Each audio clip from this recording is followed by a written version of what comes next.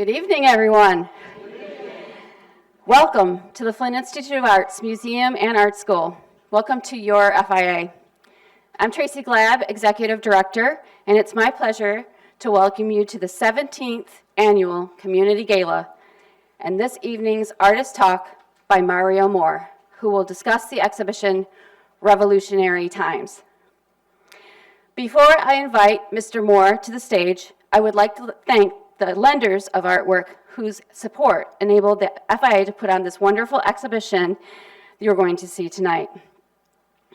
I would also like to thank our Community Gala sponsors. Give yourself a round of applause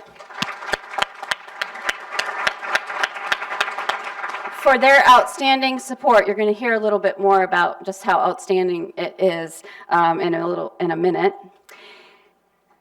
And the McCombs Family Flint Fund of the Community Foundation of Greater Flint for their sponsorship of this exhibition. Thank you. Yeah, applause. Thank you to all of the citizens of Genesee County for the Genesee County Arts Education and Cultural Enrichment Millage, which provides free entry to the FIA for Genesee County citizens every day of the week.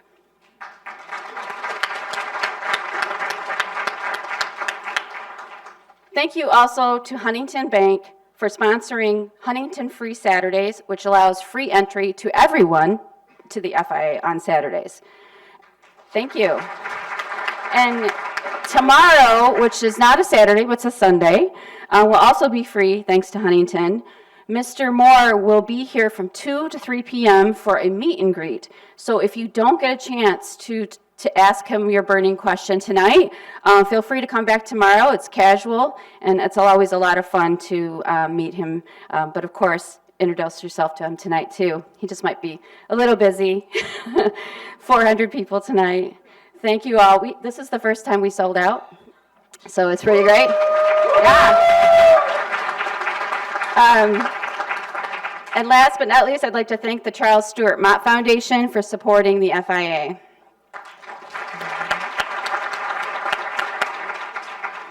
It's my pleasure to also announce that funds raised from last year's Community Gala have been used to purchase the work of art that is on the screen, the Detroit Cat Eye Series No. 1, a mixed media collage by Detroit artist Judy Bowman. Yes. Judy, are you in the audience? She's coming tonight, but maybe she's not here yet, but she's coming tonight. She'll be here. The work is on view in our gallery dedicated to works by African American artists and artists of the African diaspora. It's open tonight. After you see the exhibition, Mario Moore's exhibition, you can check this out. It's from the theater, it's to the right, and then you take another right in the first or the second hallway. We truly appreciate your support in helping the FIA achieve our goals of adding works by African Americans artists to our permanent collection. Now, I would like to invite Gala Committee co-chairs Teresa Stevens-Locke and Omar Sims and Glenn Wilson of Communities First, who is our signature sponsor this year, to the podium. Thank you, Tracy. Isn't she awesome? The executive director. We are proud of that young lady. On behalf of the Community Gala Committee, we would like to thank you again for all of you coming here tonight for the number 17, you all, annual Community Gala. We are so excited to welcome Mr. Mario Moore, thank you, Mario, to the FIA, and can't wait to hear more about his work. We know you're going to enjoy not only tonight's conversation, but also the amazing exhibition, Revolutionary Times. I got to make one check, though. There's one person that told me they never make it to the talk. They're always running late. The talk is over. Sandra, are you here? Sandra, there she is. So Sandra, you're not going to miss the talk. I said, that's the best part. We would also like to take this time to acknowledge our committee members. These members who have worked diligently for planning tonight's event. This is the baddest committee in Genesee County. Will the committee members stand? All committee members for the community gala.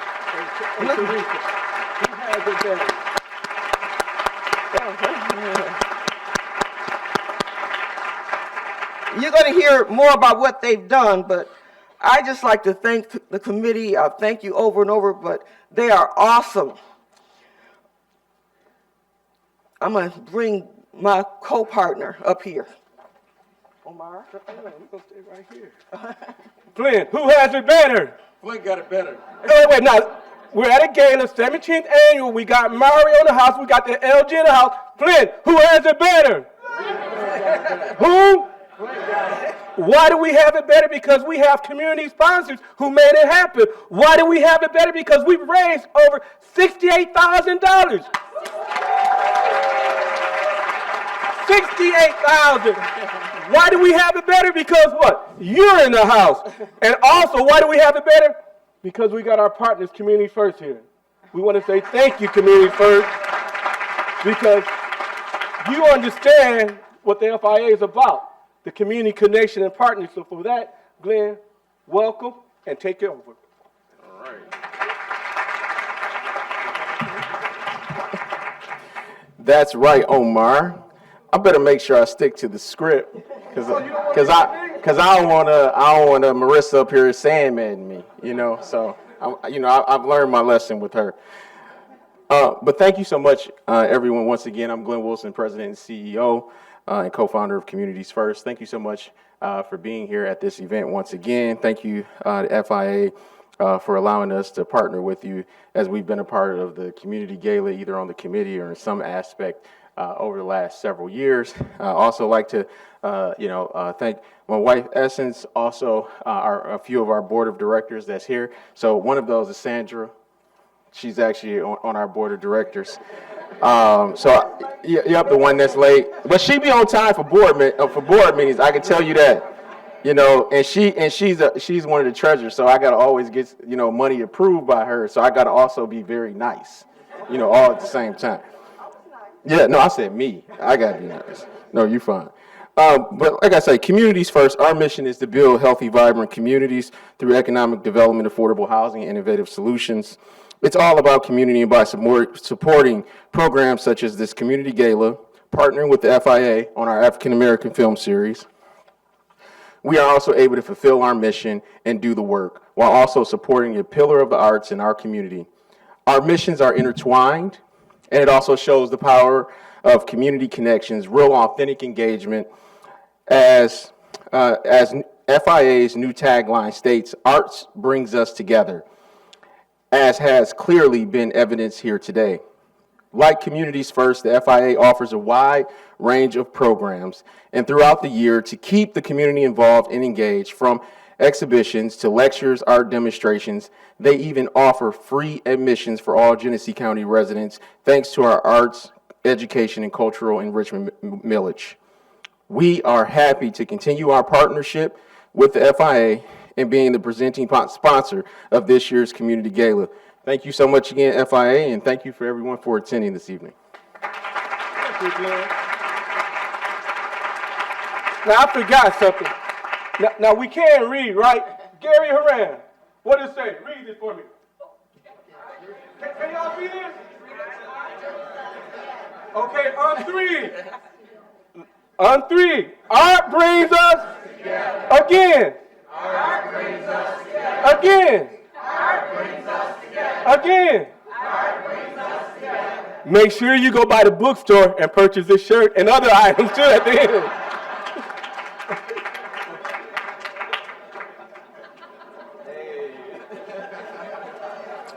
Tracy, you asked for it. Well, that leads me into, if you go to the bookstore to purchase that shirt, and if you're a member of the FIA, you get a discount. So I like to take this moment to remind you how easy it is and affordable is to join the FIA and be a member. It's a mere $30. It starts at a mere $30 to be a member. And what do? You get to get a discount on that t-shirt. and the many and the many other things in the museum shop, which they have beautiful things to give for gifts. And also the cafe there, and the lectures and the films that come to the FIA.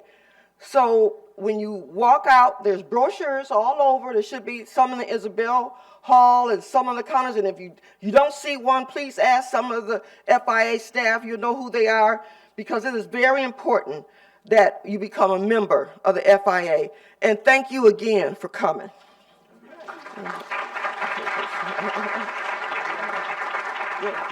Okay. Thank you, Teresa, Omar, and Glenn. Let's have another round of applause for Communities First. And for those of you just coming in, there's lots of seats in the front 2 rows, sort of in the middle there. I'm sure with the weather and everything, we're going to give you the grace to get in here and not miss a minute of Mario's talk. So I would like now to introduce Lieutenant Governor Garland Gilchrist, who is with us tonight and would like to say a few words.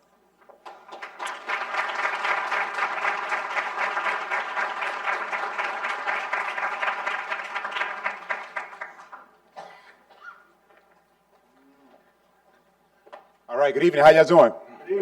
It's a pleasure to be here at the FIA, and on behalf of the whole state of Michigan, I want to say congratulations to this important institution. And I want to do that by sharing a story of how indeed art does bring us together, Mr. Co-Chair. Because this is something that connects all of us in the state of Michigan. And I know that our featured artist tonight, Brother Mario Moore, has something in common with me, and that's he's from the east side of Detroit. Now, I know y'all, and we Flint, Detroit, we got a little bit of a...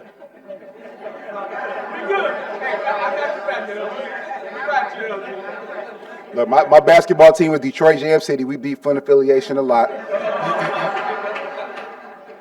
But I want to talk about another artist from the east side of Detroit that I think symbolizes not only how art brings us together, but one of the important things about the FIA, which is that it's a home for what we like to think of as artistic travelers, for their work and for their presence. And this artist is John Onye Lockhart.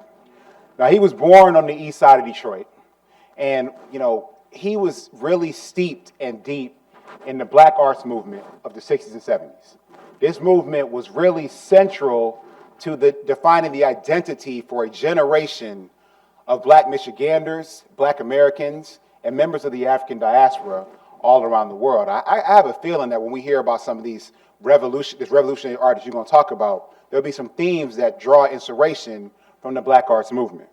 Well, one of my favorite things about him is that, look, I went to the greatest university in the history of the world, the national champions from the University of Michigan.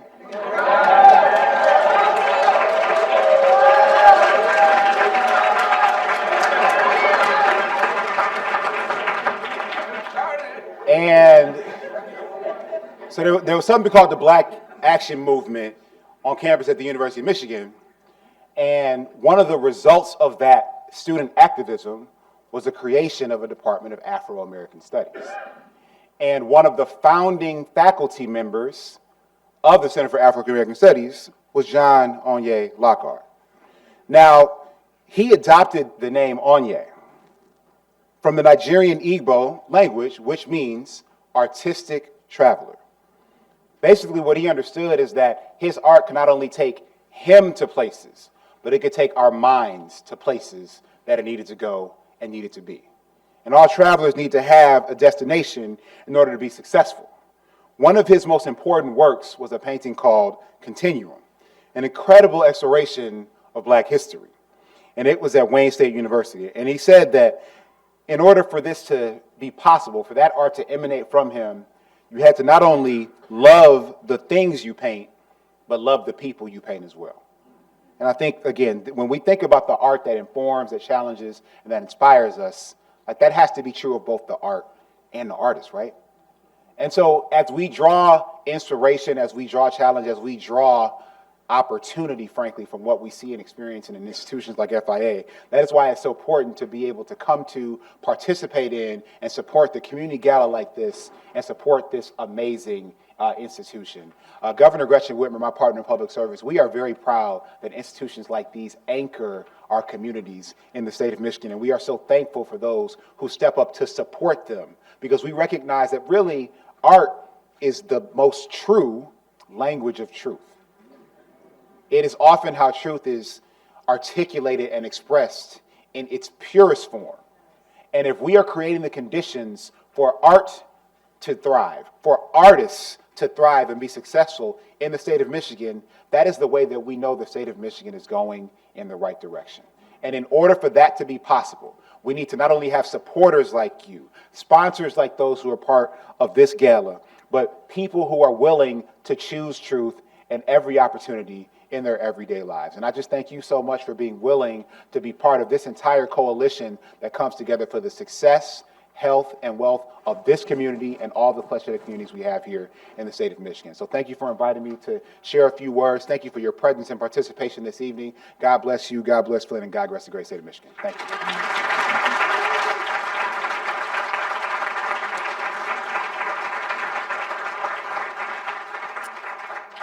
Thank you, Lieutenant Governor Gilchrist. It's an honor to have you join our community gala tonight. Would all elected officials here tonight please stand if you're in the audience, so you can be recognized.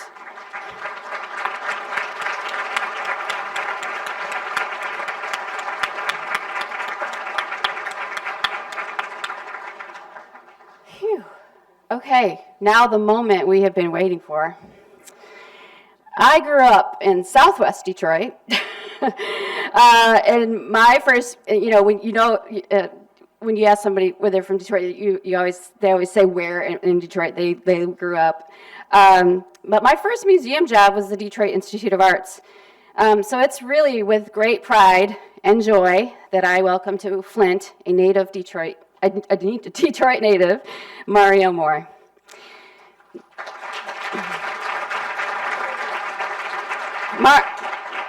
Mario received his BFA from the College for Creative Studies in Detroit in 2009, an MFA in painting from Yale School of Art, New Haven, Connecticut in 2013. He's a recent Kresge Arts Fellow, 2023, awarded through the Kresge Foundation, and a recipient of the very prestigious Princeton Hodder Fellowship, 2018-2019, through Princeton University. He has also been awarded residency at Duke University, the Joseph and Annie Albers Foundation, Fountainhead, and Knox College. Please join me in a warm Flint welcome for Mario Moore.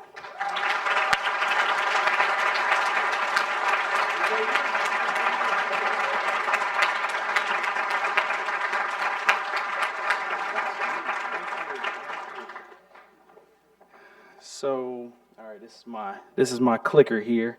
I want to make sure I had this on hand. I want to thank the FIA for inviting me to have a solo exhibition here.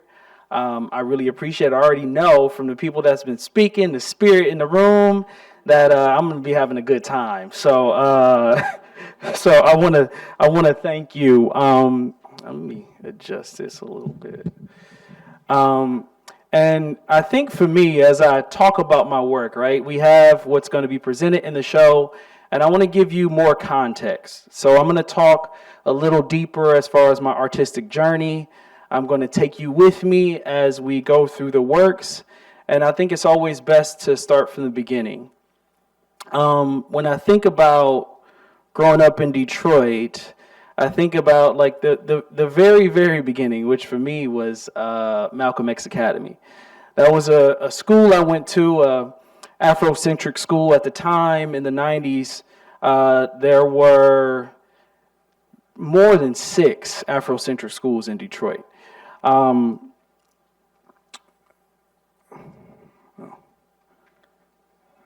do I move forward? Oh. It has to be turned on.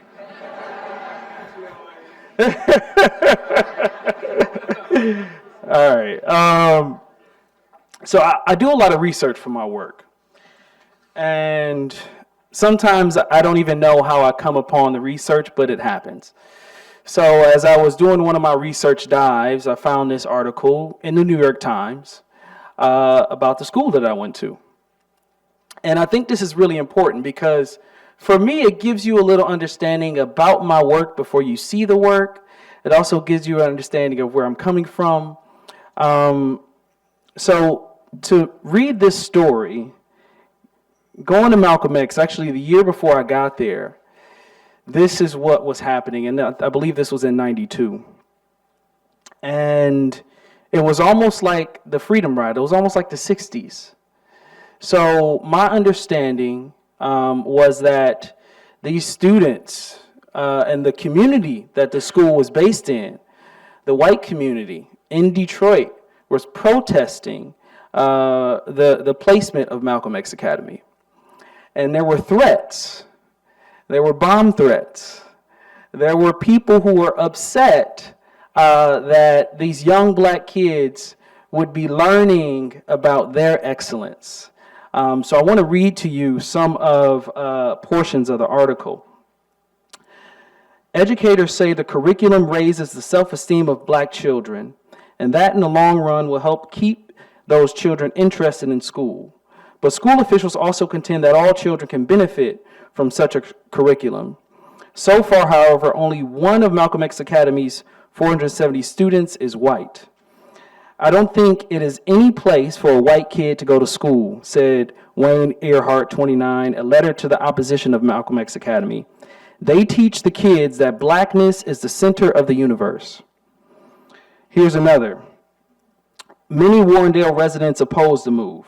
At a chaotic meeting of neighborhood residents and school officials last August, some shouted, "I don't want N-words in my neighborhood," and go home.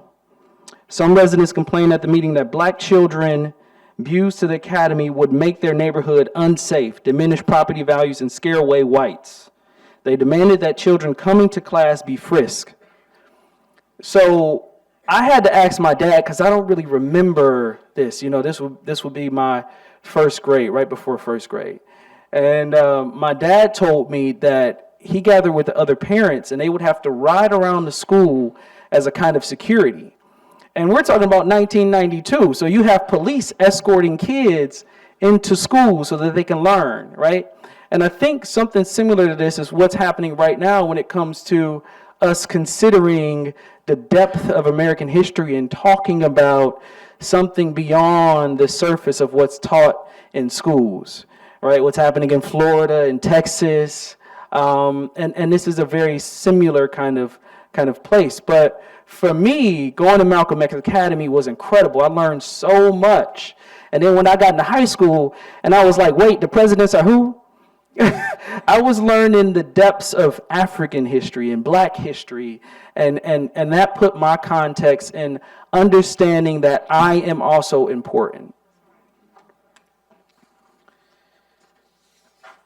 So the title of this painting is PTSD for a Lifetime, it seems. And this is a early painting, earlier painting than the works that you'll see in the show. Again, I want to give you all a wide view of where I'm coming from. This painting for me came from looking at and studying Dr. Joy Leary. And she talked about PTSD not as post-traumatic stress syndrome, but post-traumatic slave syndrome. And with that context, you know, she used some analogies, different stories, but she talked about, you know, when you go to the mall and you see, white family, and the white kid is running around having a great time and being free as that kid should. And we see a black family, and the black kid is running around, and then the black kid gets snatched up by the mom, like my mom or my grandma would do to me. And thinking about when she asked, or as an analogy, if you ask that mom, hey, why do you do that? Well, because my mom did that.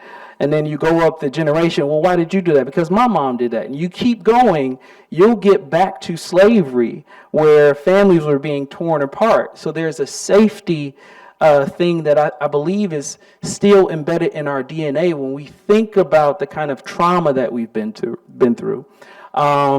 This dog here is going to come back around, and I'll talk more about this dog and what it represents.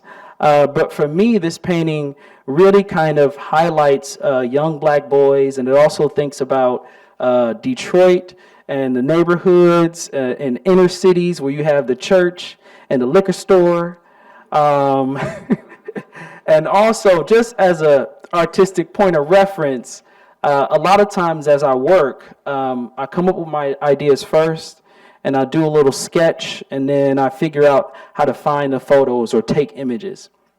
So I was going to actually use my nephew for this painting. But then I found this old picture of myself in the backyard with my sister, and it was perfect. I'm pretty sure my older sister probably punched me or something right before the photo, but it made for a great reference for this piece. Most people know this image. It's a Bill Hudson photograph from 1963. So I read this book by Malcolm Gladwell, David and Goliath. And what I really like about Malcolm Gladwell is the way that he talks about history. So when we look at this image, we think of this young man here as being a martyr for civil rights, right? That's the known narrative about this image, right? It's probably one of the most famous civil rights images during that time. Malcolm Gladwell actually went and found this guy.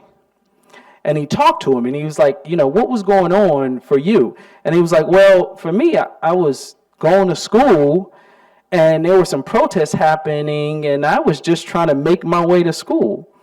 And as you pay attention, you'll see that this guy is actually fighting the cop, right? The first instance to let you know this is the cop is actually pulling the dog away. His body is leaning back. He is grabbing the officer's hand, and he's kneeing the dog, right? So a lot of times when we think about history and the way history is told to us, everybody was peaceful and doing sit-ins, and everybody felt that kind of way. But not this guy.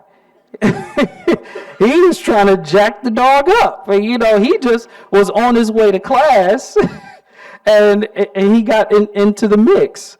So for me, I like to think about how powerful images are and the way they construct our world, right? And what do I do when I understand the context of history, and what do I do with that information?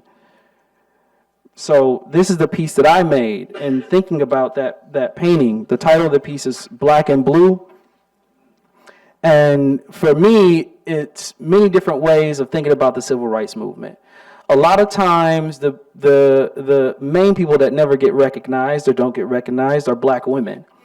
They were doing a lot of the organizing. That's my wife, y'all.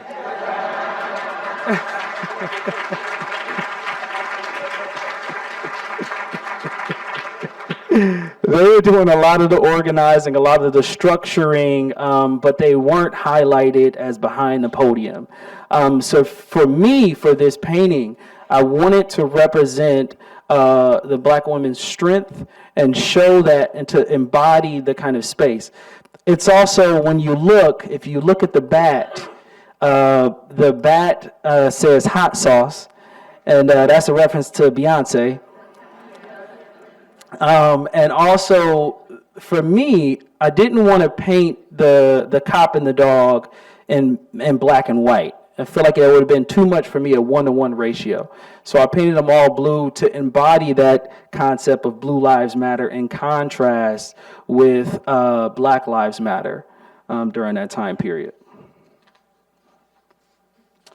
So in 2017, I found out that I had a tumor. I had brain surgery. I'm great. Thank you. But what came out of that situation for me was that as a black man, I realized I never really relaxed. I never rested. I never took a break. And I think that's something I got from my father, like whether he got fired or laid off, he was always able to find a job, and he was always working. So with that, I decided to look up famous black men and to see what rest and relaxation looked like for them. And I wasn't able to find much. I did a simple Google, like, famous black men resting. And then I got like stock images of like, black guys like laying down. So I had to kind of dig deeper. And in those searches, I found people like Muhammad Ali. I found people like Martin Luther King, Malcolm X, and I did these series of drawings with silver point. Now, I had no idea what silver point was until right before I created these drawings, but silver point essentially is drawing with a piece of metal. If you go to a museum and you see 16th century drawings or something by Da Vinci or Raphael, a lot of those times those are metal points. And all it means, it's almost like if you go into somebody's house or when you was a kid and you had a watch on or a ring and you scratched the wall and then you get in trouble, that's metal point or silver point. You're leaving a mark. So literally with these drawings, I'm leaving silver behind as I make the mark. And the thing about silver point is it's almost like drawing with a pen. So you can't erase whatever you put down. There's a permanence to it. And also there's an innate value in silver. So for me, I'm imbuing images for a group of people that are not seen as valuable in America with an innate value. This to me is, oh, thank you. So the figure here is Jack Johnson, the first black heavyweight boxing champion in history. And I was also looking at a lot of different albums. So if you ever see an album with this pose, buy it. It's really, really good. And you could also see, for me, in thinking about ways in which I can relax and let my ancestor kind of take over. So as I'm leaning and relaxing, you can also see the scar here and a little swelling around the area where I had my surgery, and I had to apply this kind of cream here. But yeah, y'all know this pose. And Minnie Riperton has an album. You got Michael Jackson with this. Yeah. If they look like this, it's good. So the title of this piece is A Student's Dream. And again, now we're getting back to this dog that you saw in the other painting. This painting came about because I literally woke up from a dream and did a sketch. And I did this before I knew I had a tumor, before I had brain surgery. So when I was at the hospital and I was going back through my sketchbook, I found that. And I was like, okay, so I must need to make this painting. And that has never happened to me before until this point. As I was doing more research, I grabbed a book called The Burns Collection. And it's the largest collection of medical photography in America, owned by the Burns family in New York. And as you go through the book and you're looking through these photographs, so the interesting thing before I get there is that American medical practice is fairly new as far as the world goes, right? So if we're talking about the 19th century, really the first schools started to open up late 1800s, like 1901, around that time. Europeans had still had a long history of medical practice. You did 7 years and then you were a resident. But when people came here, they just started doing things. You had a lot of medical schools that were set up. And in the photos, you can see just people dressed in trash bags, no gloves on, of course, because there's no idea about microorganisms and those kind of diseases. But as you're looking at these images of the cadavers, you start to notice that the cadavers become black people progressively throughout the book. And that lines up with medical history. Usually when it came to, finding cadavers and using them for medical practice or experimentation, they would use, murderers and rapists and all that kind of stuff. But gradually, they started to actually grave rob and dig up spaces. There's a reason why, you know, if you're in Baltimore and they say, don't go walking around John Hopkins at night as a black person, because that was an actual thing. But there was one moment in that book where photographers, even though it was a parody, and there's a level of fun to it, they were taking images of themselves on the table with skeletons surrounding themselves, right? But it was the one moment that I saw an artist think about empathy, where they considered the body on the table. So I used that idea from my dream in that sketch, but also from that notation of empathy of the photographer. And I took these figures directly out of that book. There is silhouetted, and I'm the one highlighted. And this dog here that you'll see in multiple paintings of mine is an American bulldog. And I use it as an analogy of America itself. For me, you know, the American bulldog is bred from the British bulldog. America was colonized by Britain. It is essentially America ignoring large issues directly above it or around it. So now we're getting to this body of work, which was my body of work that I did about Princeton University and blue-collar workers. So what I wanted to do, and there'll be a video coming up after I think I finish all these images, is focus on black and brown, specifically black and brown blue-collar workers at universities, who oftentimes, especially when it comes to being a young black student at a majority white institution, are a little piece of home for you. You know, if you don't have any money, you can go there and they might give you some lunch or hook you up with a sandwich.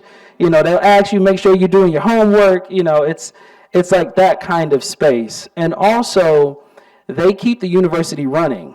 You know, they keep things moving. You know, if your bathroom is not clean, it's going to be a lot of people that's not happy.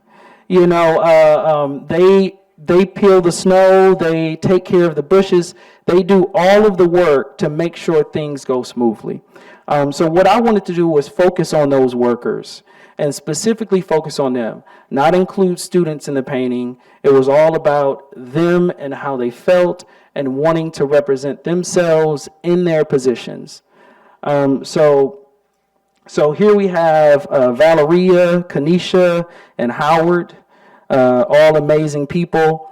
And there's a quote behind them that says, the title of this piece is Several Lifetimes. And actually, let me see what this says, because I can't read it on my paper.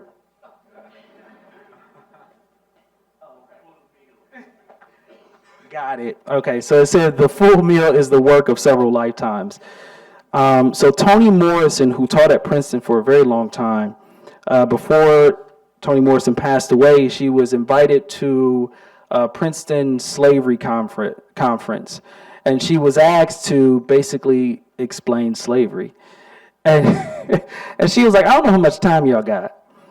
I can just give you a little nugget, right? But the full meal is the work of several lifetimes.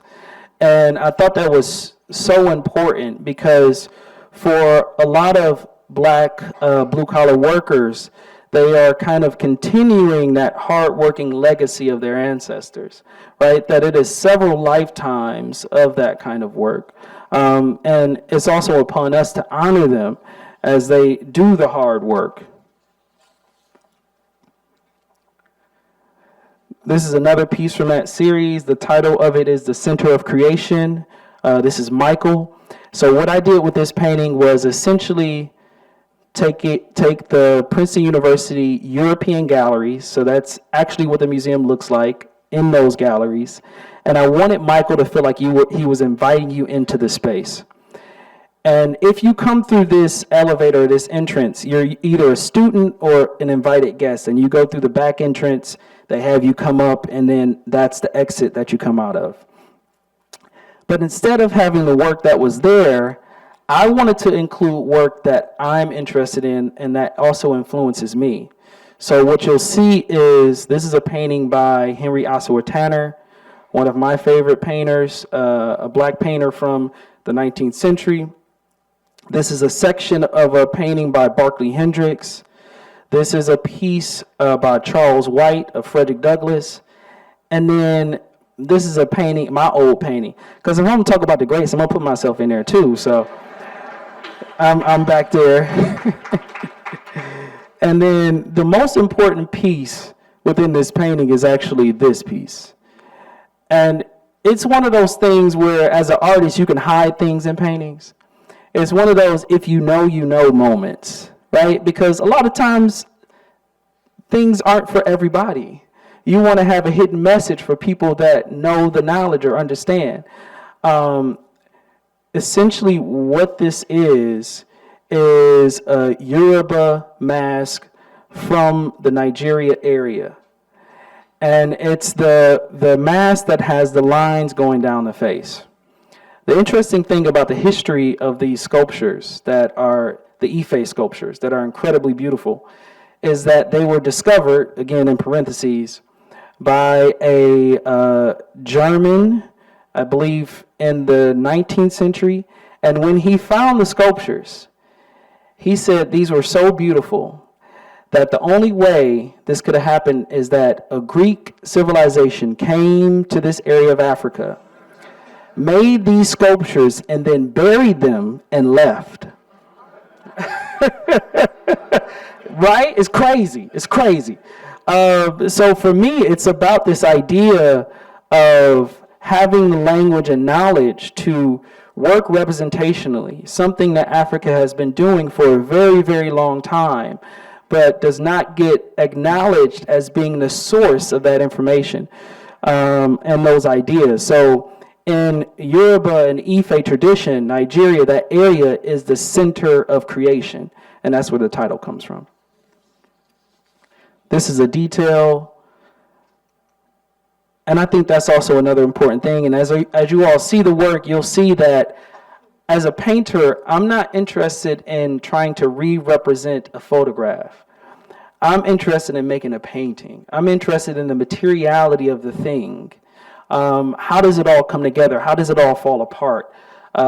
Painters in the 70s and 60s that were photorealists were trying to mimic the photograph. That's not what I'm interested in. This is a detail of his face. That's his hand.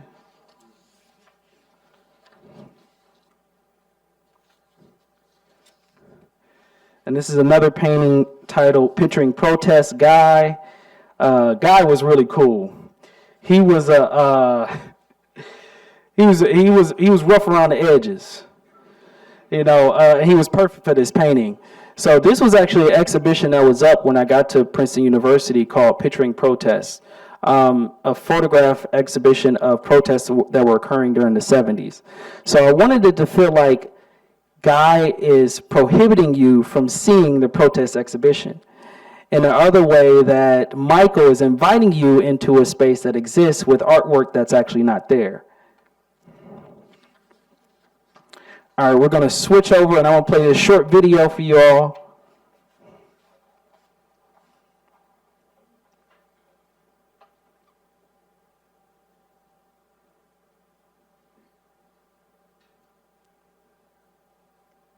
Of many paintings of school presidents, big money donors, famous alumni. Pretty standard, right? Well, at Princeton University, a gallery of portraits presents campus workers in a whole new light. Adriana Diaz reports tonight from her alma mater.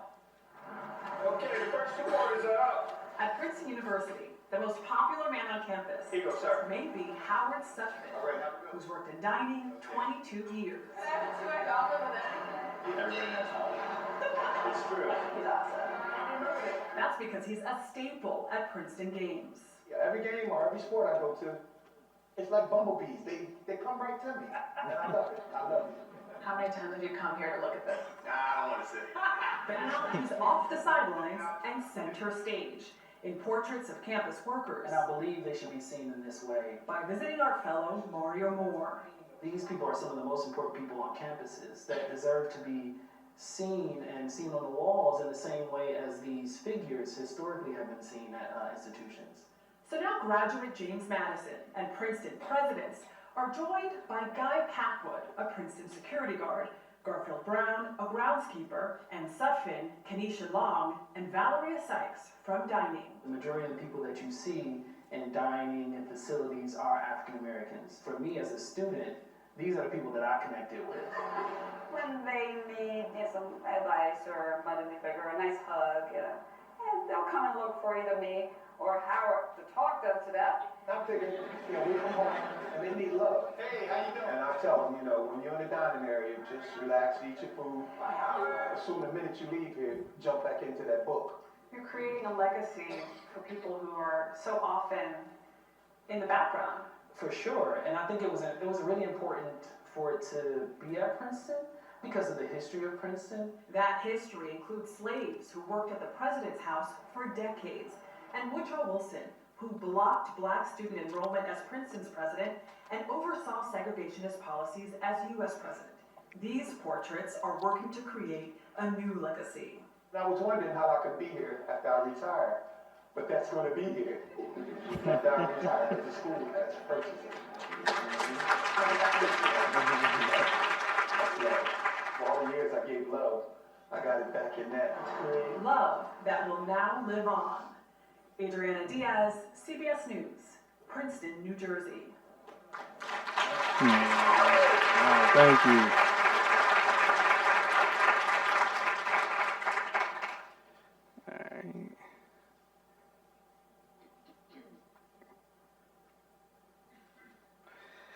All right, so now we're getting into the work that you will actually see.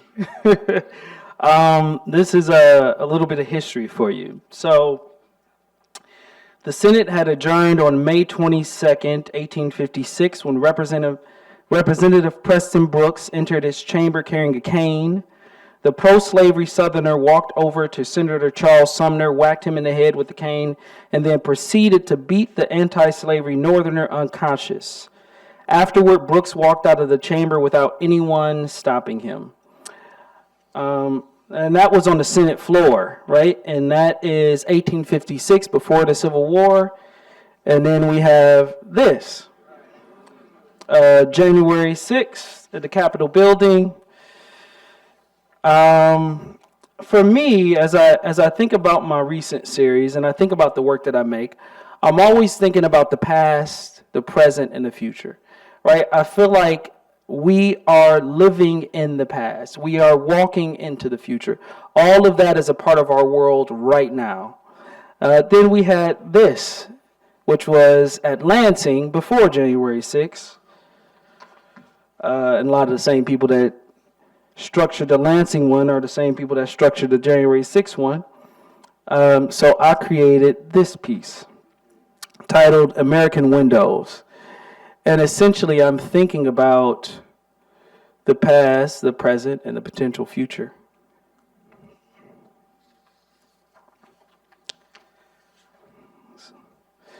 So after that work, I started to look at some family history. And I found out that my third great uncle fought in the Civil War. And with all that family lineage and that history, there was actually a cousin, an older cousin, who does all the kind of history stuff, and she can just share it with me, which was amazing. This is actually a will and log book of my ancestors. So what you see here on this side are their names and then their value.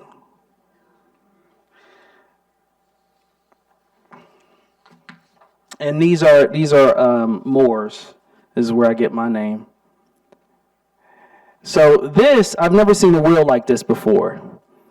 This is a will by who I found out would have been my fifth generation or fourth generation grandfather. His name is George W. Humphrey. And I'm going to read this to you really quickly. I, George W. Humphrey, of the County of Jefferson and State of Virginia, do declare this as my last will and testament, hereby reworking and annulling all former wills by me made. First, I desire and direct that my slaves, Jerry Moore, who would have been my fourth great-grandfather, and his wife Vinnie, with their children Henry, Joseph, Nimrod, James, Jerry, Vinnie, Mary, Martha, Phoebe, Florinda, and Thomas. They definitely like the Bible. Children they now have, together with all they may hereafter have, with my man Matthew and Frederick, shall be emancipated at my death or as soon thereafter, as all or any may demands deeds of manumission.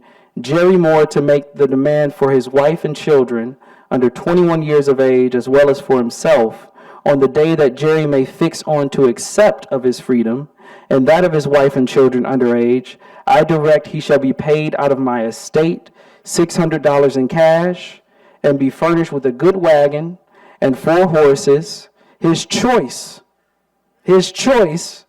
of all my horses, with gear complete. Matthew and Frederick in the manner to be paid $100 each in cash. I give, bequeath, and remit to my nephew Samuel Lucas, son of my sister Hannah Lucas, all the debt.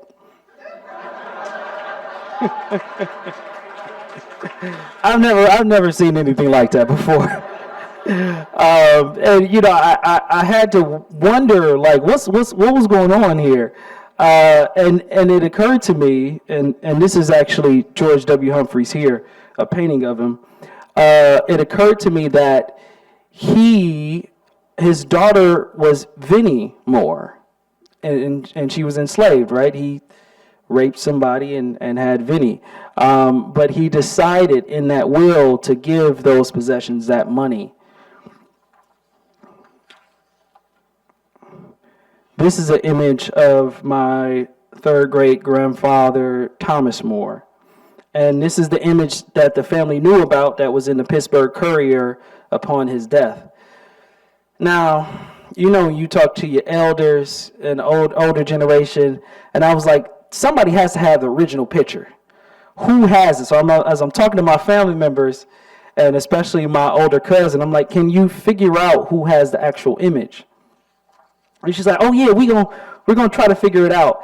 And then I received a photo back that was blurry, and it looked like somebody trying to take the picture like this, you know. But eventually, we were able to find the original image, which is this, of Thomas Moore and his nephew Clarence Anderson.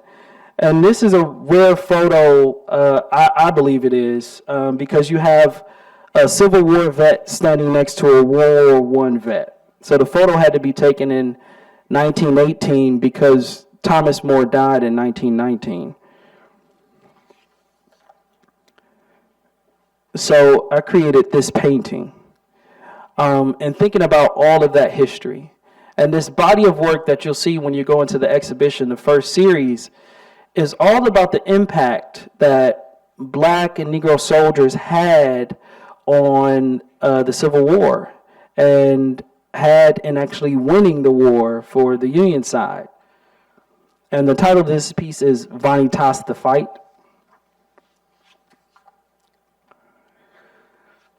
I started to look more into daguerreotypes and tintype images of Black Negro soldiers.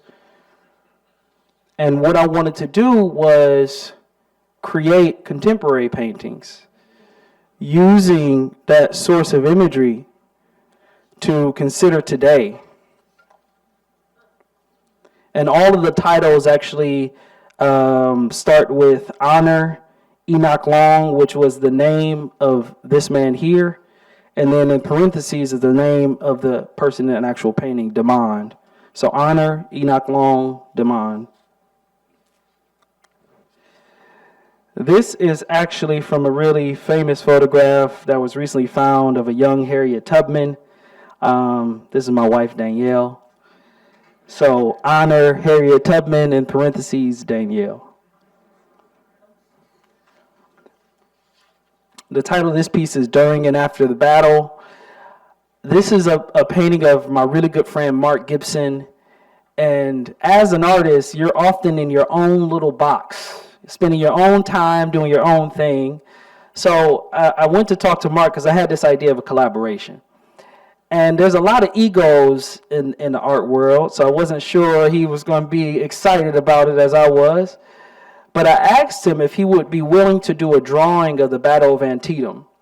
Now, the Battle of Antietam during the Civil War is important because it was the battle that allowed Lincoln, because of that little win, because all before that, the North was losing, the South was whipping them up.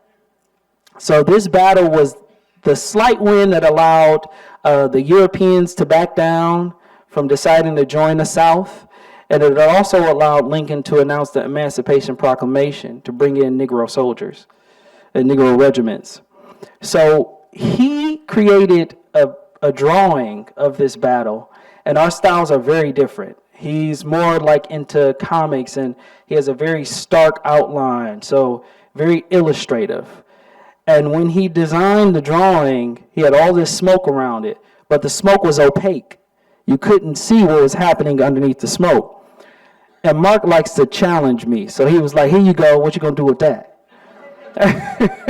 So I had to imagine what was happening underneath the smoke. And I told him I want to make this piece that consider some of the paintings we like to look at when we go to the Met in New York, specifically Peter Paul Rubens' battle paintings. And that's where the kind of imagery and the way that it's made comes from. But the point of this painting is that the reason Mark can sit here, relax with his dog, with his legs up, is because this battle took place.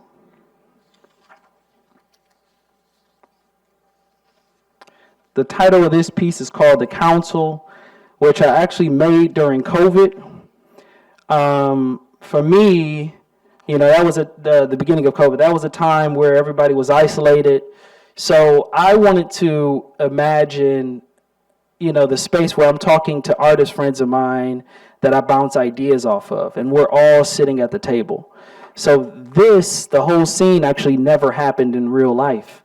To this day, this artist here has never met this artist.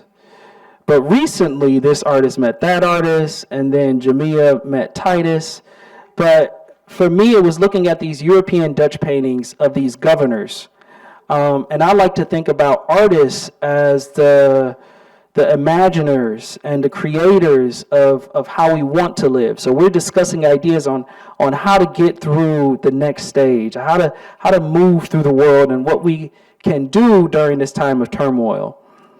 And you also see that dog again. This is the only time in all my paintings where that dog is present, where the dog is standing up. And the dog is standing up, it's because black people gathering and they planning stuff. So, America don't like that.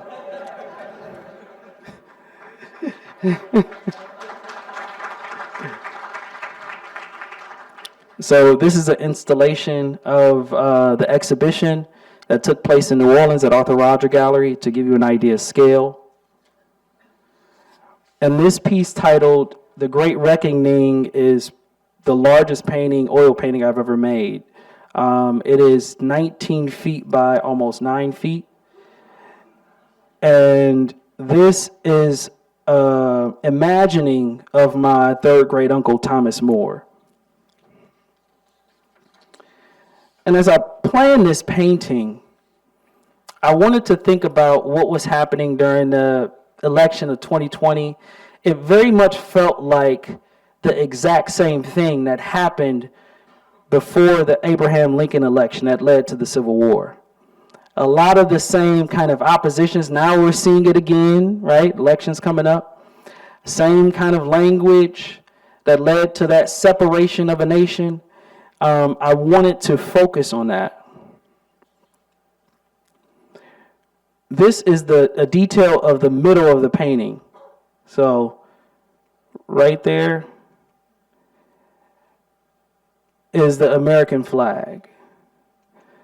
So that for me is the dream of America. We're still pursuing that ideal. We haven't gotten there yet, but it's way back there. It's still available, right? What we have right now is this opposition. And this horse for me represented not the white stallion you see when you got the macho man ride in to save everybody, but I was thinking about the 4 horsemen from the Bible. right? And in the Four Horsemen, Death rides the white horse. And this is a small note that you see on the edge of that rock by Frederick Douglass. Remember that the musket, the United States musket with its bayonet of steel, is better than all mere parchment guarantees of liberty. 1863. These are some of the paintings that I was looking at when I was thinking about what to do with this horse and how to structure the painting. And to me, this is one of my favorite Basquiat paintings. One of his last paintings before he died. The title of this piece is Riding with Death, done in 1988. This is Peter Paul Rubens' copy of Leonardo da Vinci's Battle of Angaria. And for me, I'm looking at all of these different historical references for how to make my horse into what I want it to be. This is a detail of the horse. And the white horse was actually one of the favorite battle horses of some of the Confederate soldiers. So you see here a CS for Confederate saddle. This is the actual saddle blanket by Robert E. Lee. And then the spikes basically are notation that no human being can sit on this thing. Right? Instead of putting a skeleton on top of it or making that, it's this idea that this is death itself. The drum rolls on. Now, what's always crazy to me when thinking about the Civil War or early methods of battle is that you got a kid or somebody with a drum that's announcing the battle that's about to happen on each side that often gets caught in the battle, which is crazy to me. But I also think about this. This is actually a painting of my nephew. He saw this painting and he was like, Uncle Mario, why am I in fire? He didn't care about the context or anything. He just wanted to know, why do I have him in fire? But for me, this silent painting is making a lot of noise, right? It's the idea that you can't hear the sound because we've been warned over and over again, but we've been ignoring what's been happening. Now we're getting into the body of work that you'll also see in the exhibition about the Underground Railroad, specifically in Detroit. I'm going to kind of get through this so we can actually get out, enjoy ourselves, and actually see the work. But this piece, the title of this piece is titled Troubled Waters, Henry Bibb and or Marianne Shadd. So these two figures here are historical black abolitionists that could not get along. They had different ideas on the way to move forward. Henry Bibb believed that we should work with white allies. Marianne Shadd was like, no. And they both lived in Detroit at different times, or they lived on the other side of the border in Canada. As a Michigander, when we think about Canada, we don't really pay attention to it because it's there. But it's so important to our history. It's so important to understand that we are a borderland, that we are on an international frontier, and how porous that border was, right? I mean, even now you can get I guess you get that new Michigan ID, and you can go over to Canada. This is a silver point drawing of Sojourner Truth. She lived in Battle Creek from 1857 until her death in 1883. A lot of people don't know that about Sojourner Truth, that she lived in Michigan for a large portion of her life. The threading that you see here was done by Sabrina Nelson, my mom, who's also an amazing artist. And thank you. And these are points of the Underground Railroad, important markers as you travel. Here is Detroit, there is Port Huron. You're essentially coming up from Indiana, going across Michigan. Do I have this one? I don't know if I have this one. Okay. this piece is about Thornton and Lucy Blackburn. Now, I could get into that, but it's going to take me a very long time. It's a whole story, and it should be a movie. But the important thing about it is that two escapees enslaved escapees from Kentucky travel through Michigan, land in Detroit, and through the black abolitionists in Detroit and the black community, they're able to escape over to Canada. So the first race riots break out, and this is in 1830, known as the Blackburn riots, because once they were freed, the white community was upset about it.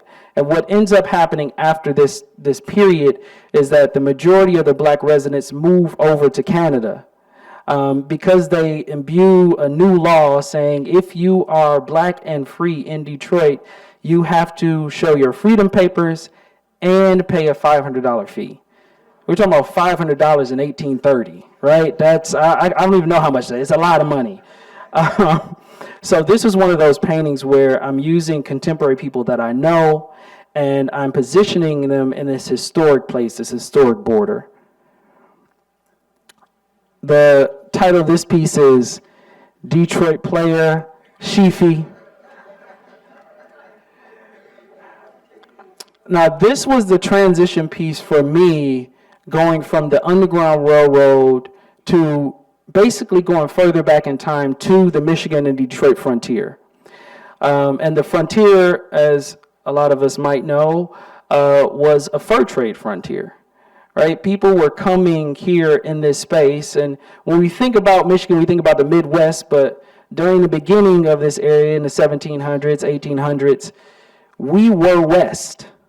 Everybody was on the East Coast. If you were going out there, you were going into the wilderness.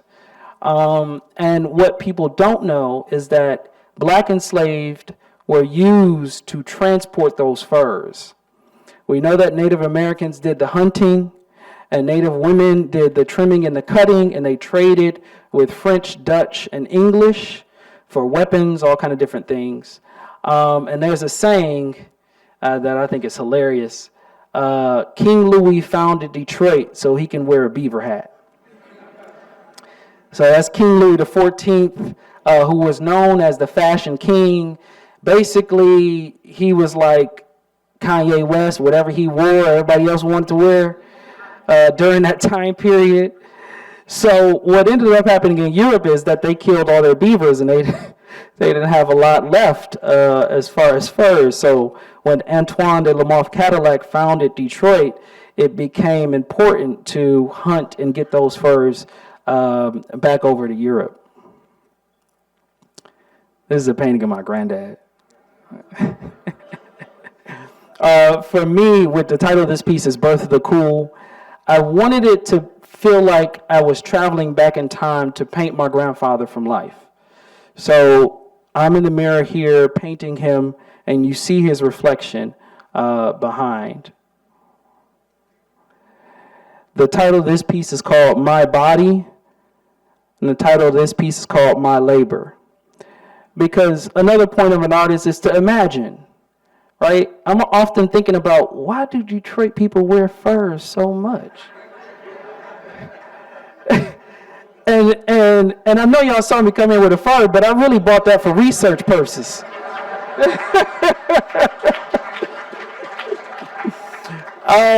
But it's a real thing. You know, there was a group of students who were here yesterday, high school kids, and we were walking through my exhibition, and I said, how many of y'all grandmas or aunties got a fur?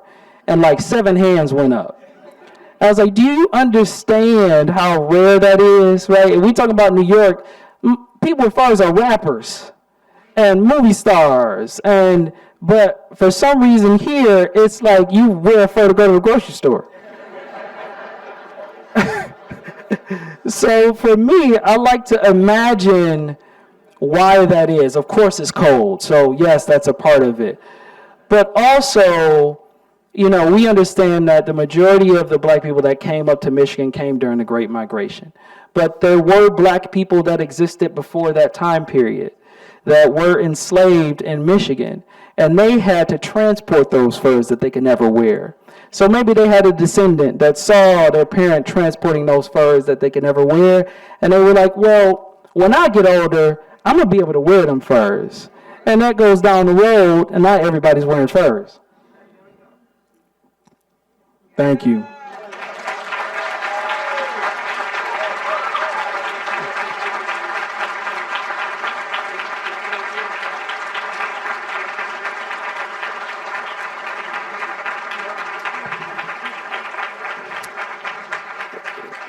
So I think we shouldn't do questions in here. We should all go out, have a good time. And if you have questions for me, you can just approach me and we can talk. So thank you all so much.